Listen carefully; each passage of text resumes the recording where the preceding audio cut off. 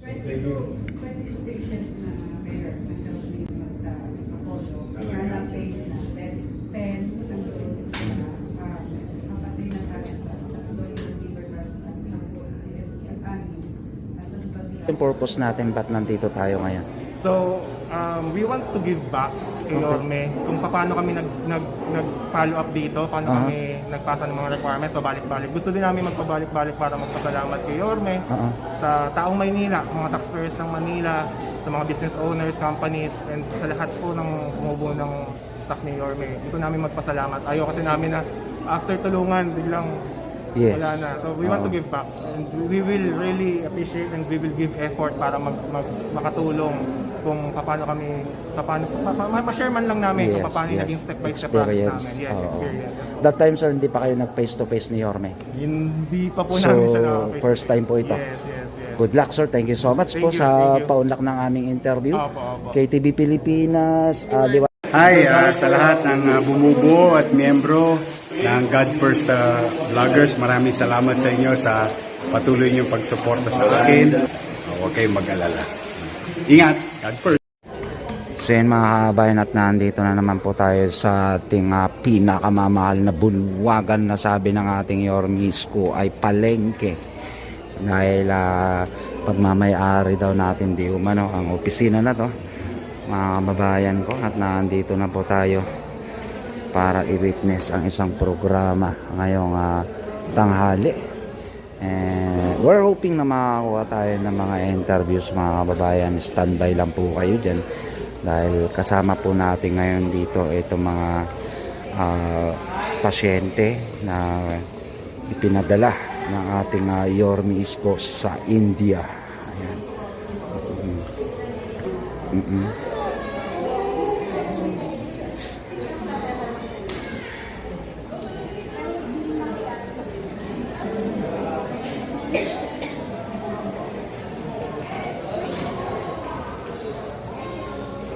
Ano?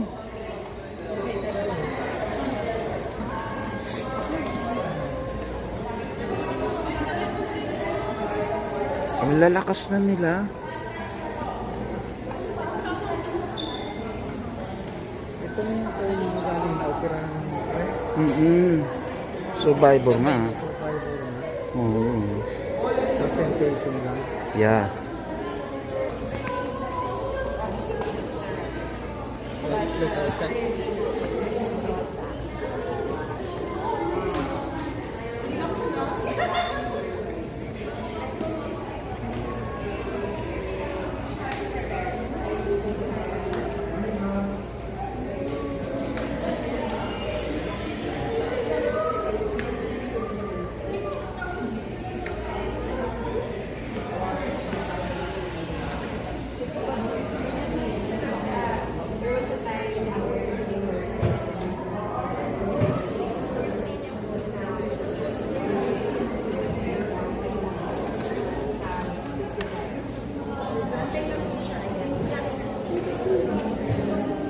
Famous ko.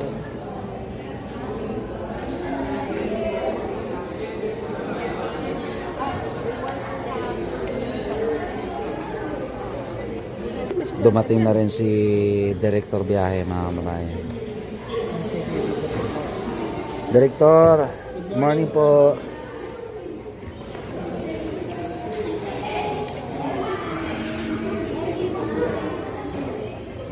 Nakakatuwa. Si ma'am talaga kasi alam ni ma'am yung yung kwento bago maipadala sila sa India, mga kababayan. At eto na yung survivor. Grabe.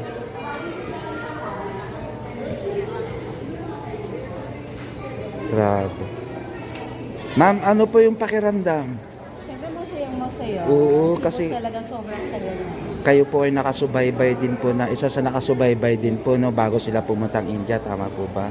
Grabe. Ilan po sila, ma'am? Dami na na-opera. Madami. Ito yung parang napaano na lang sila. Pasalamat kayo. Sige po.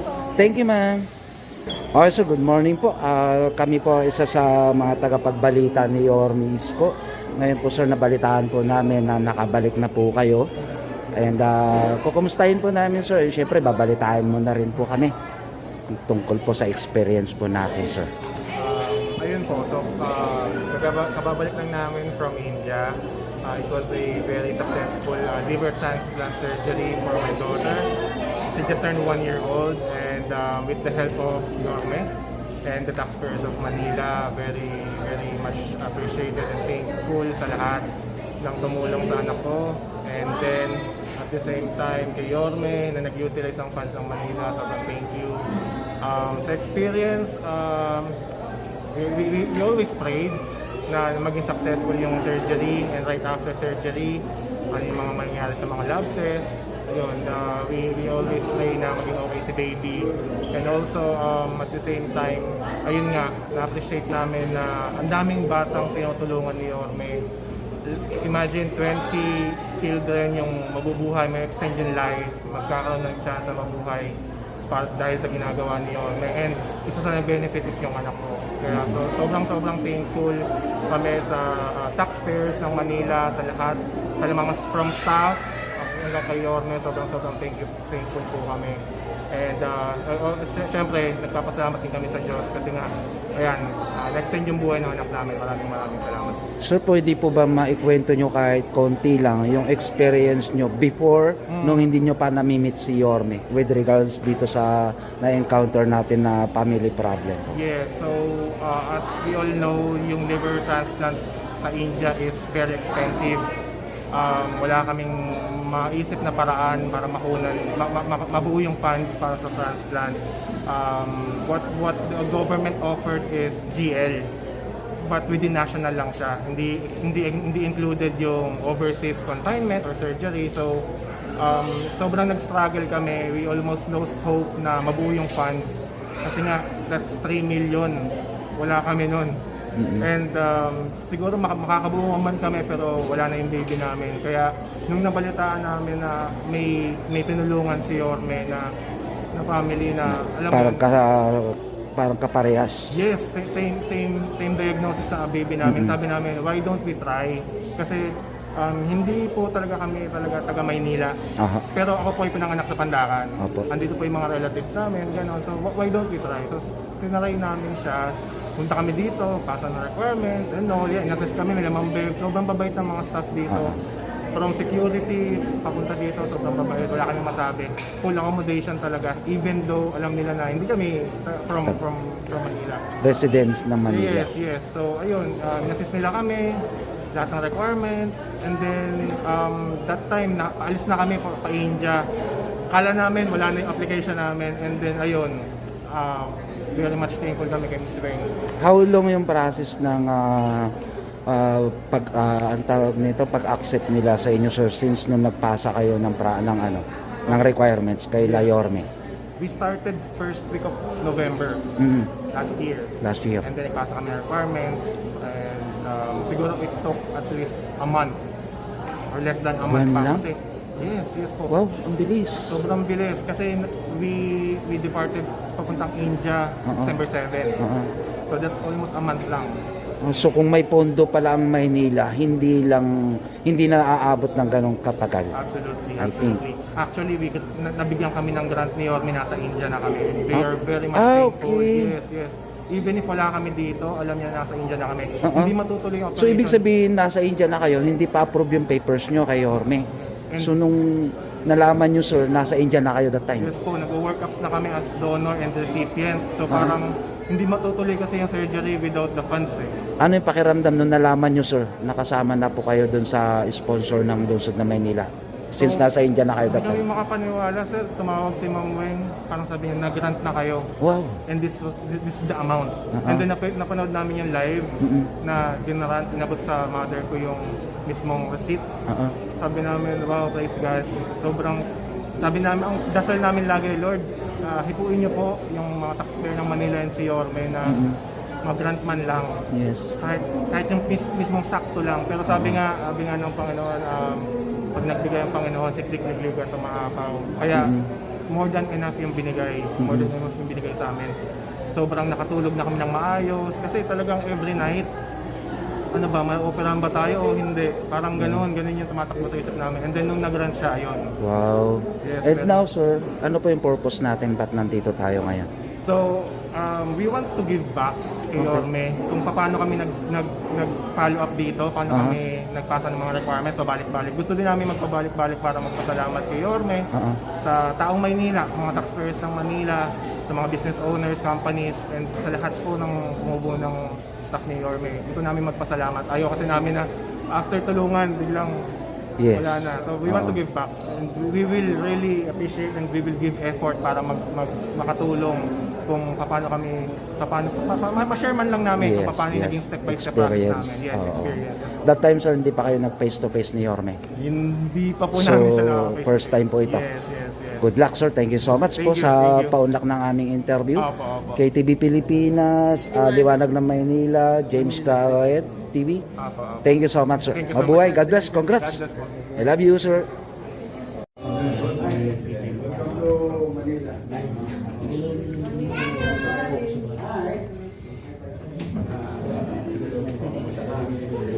See you again. Hi. Morning po, ako po yung lola. Gano'n? Oh, may kayo nag-ano sa akin. Opo. Oh, thank you. Thank you. Yung medical Oo. Thank you. Okay na sila. Oy. Thank you. Oh, magaganda na ako ngayon nila. Yes. Hello. Jiggy. Very happy to see you. Please say thank you. Thank you so much. Sorry for the dim light. We have to do it. From the Apollo Hospital. Wait, thank you. For you.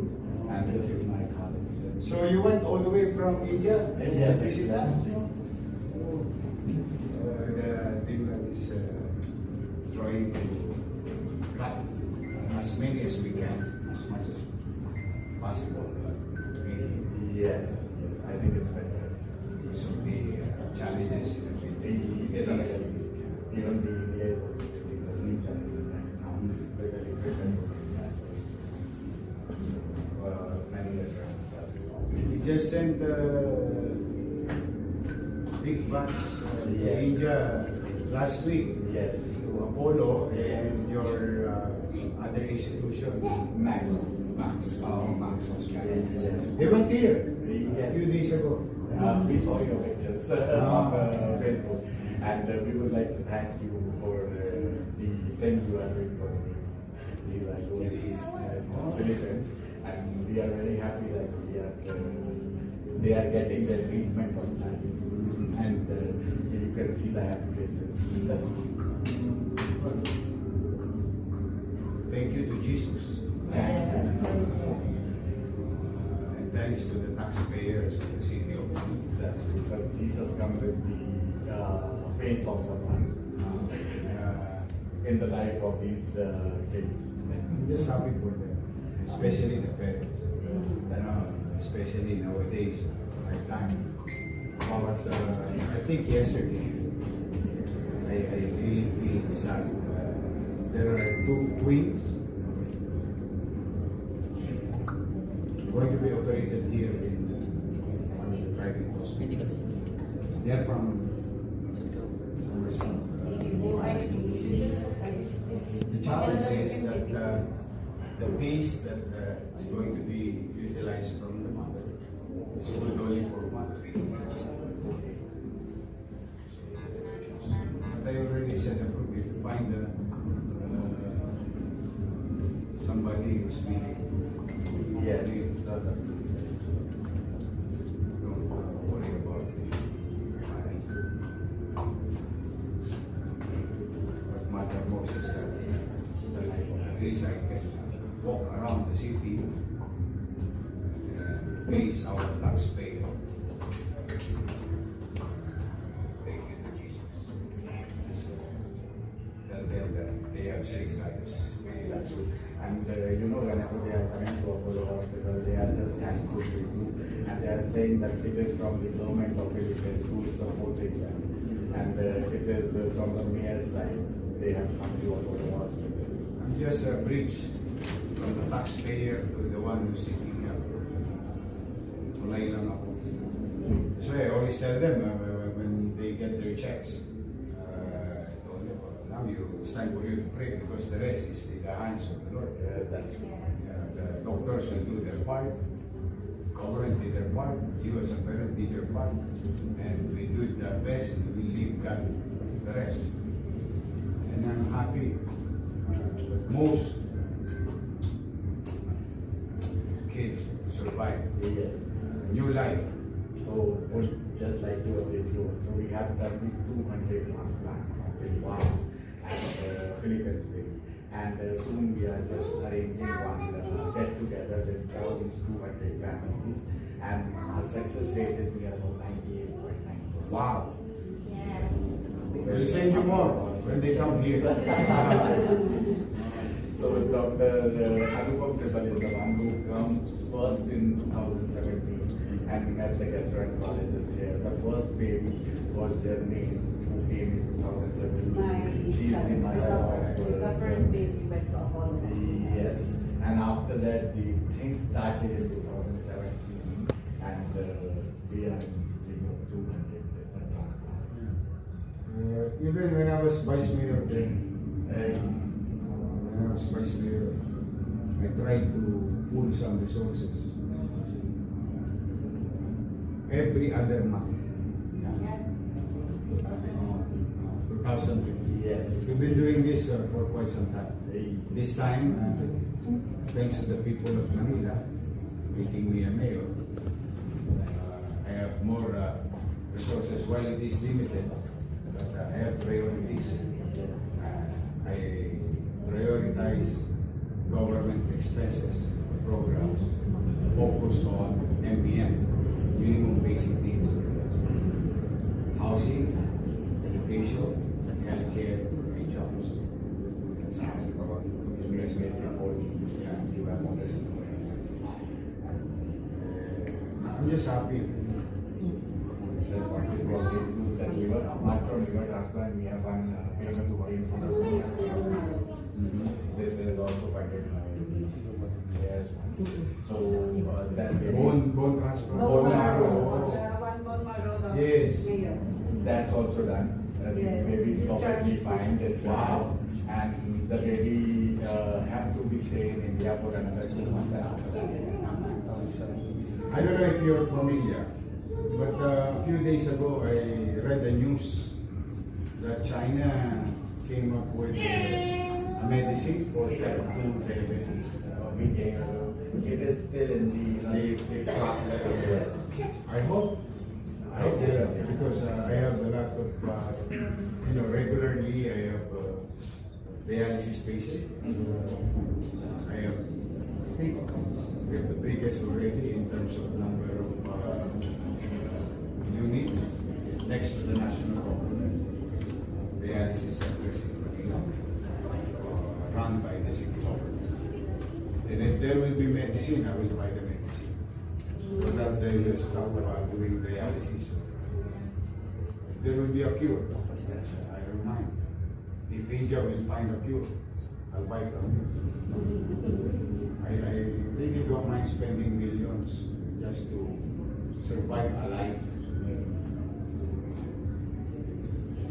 Apart from this, just wanted to update you that we are coming to Philippines also on regular basis, and we are in touch with St. Luke's Hospital and KTI Hospital also.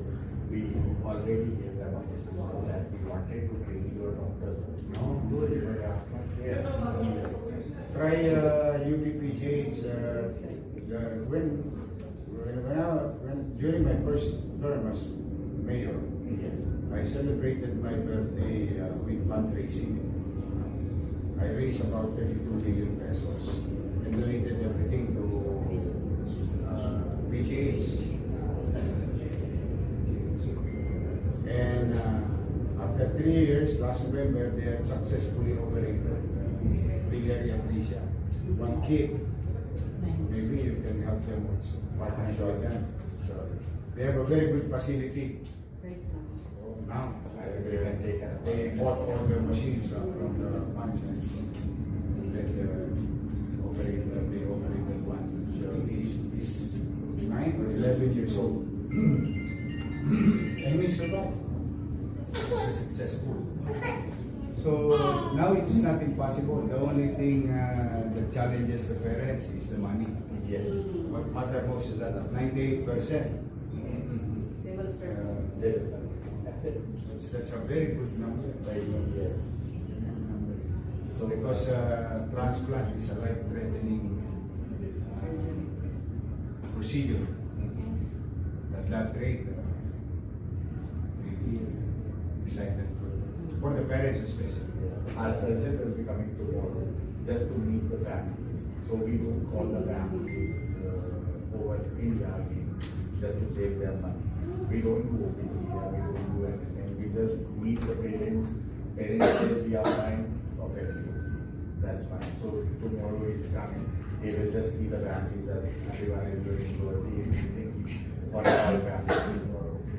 So after that we And then nga pala, I would like to thank you because there was an incident wherein you asked the parent to bring the child already despite in the absence of the payment because the city government of Manila said yes already.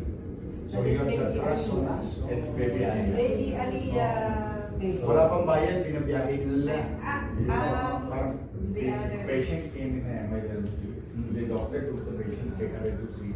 He saw there is a tumor.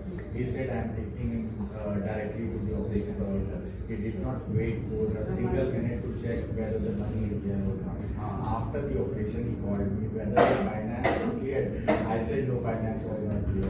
He said, it's okay. I'll not take my fees. But the baby is safe. And we were very happy. As an Apollo Hospitals, we thought that the baby saved was for us the life matters. That's what I believe also. Life. This is the reason. Yes. As long as we said yes, guaranteed we pay. The good thing about this thing is that while there are rules, we continue to follow the rules wherein we issue a check to an institution We received the amount also later on. We received for purposes of transparency. Whatever monies that they have raised, they can keep it. And after the surgery, they can use it. And this was my next question because I was thinking that if there is some money that can be used for the next patient also, because we wanted to become transparent and in one circumstance we have some money so we wanted to use it. So that's why I told journalists to take permission first from the mayor's office. Once we will get the permission, we will use it for the second baby. As long as the baby survives. Yes. We will just update Ma'am Gwen. Oh. I give Ako, you- hindi mo din nagkaroon mo kami. Yung isa kami nagkakisa na nakadala. Huwag na kayo. For transplant. And in August 2025, the first lady, she was at the hospital. She met all the patients. That time we had 11 patients. So she met all the patients. And now also we have submitted the letter to first lady's office that we wanted to come and celebrate 200 whenever she has the time. The same letter I will just share with the mayor's office. Sure. And I will for tomorrow even if you have time, you can come just for 10 or 15 minutes to see 45 patients, 15 are post liver transplant and 30 are pre-liver transplant. They are just coming to see the doctor. So if you have time, the program will start at 11 o'clock. Our doctor will also be there. If you have time, if you can just gather just 15 or 20 minutes for yes, and the details I think Donald will share with the secretary. Yeah, picture tayo. Yes. Let's have a picture. Ano kayo? Okay, kaya. Buti nga yan eh. Ano na, basta ano na, magana na.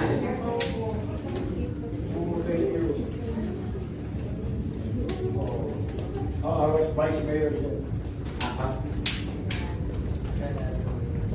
The long standing relationship. Sometimes when I go to the provinces, I see them like 50 years old already, 60 years old already. So meron yung ibang mga iba. I'm also working from last 10 years. Thank you. Yeah.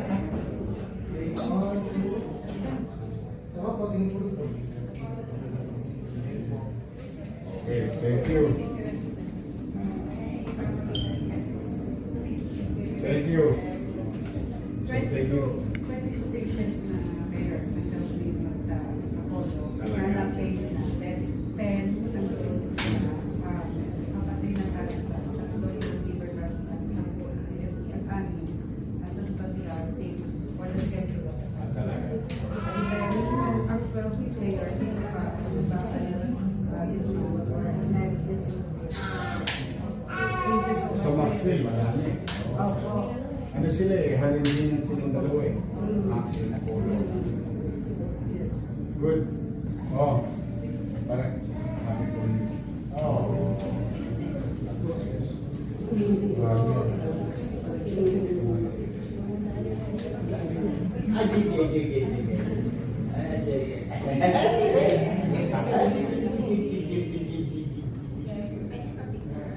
Oh, yeah. Okay. Siyempre, ako din eh. Ayun, salamat sa Diyos. Kami. Anti-KTK. Ingat kayo. Thank you. I hope so. Sabi ko lang kayo. Thank you. Thank you, sir. May bayad ba subscription? Wala, di ba?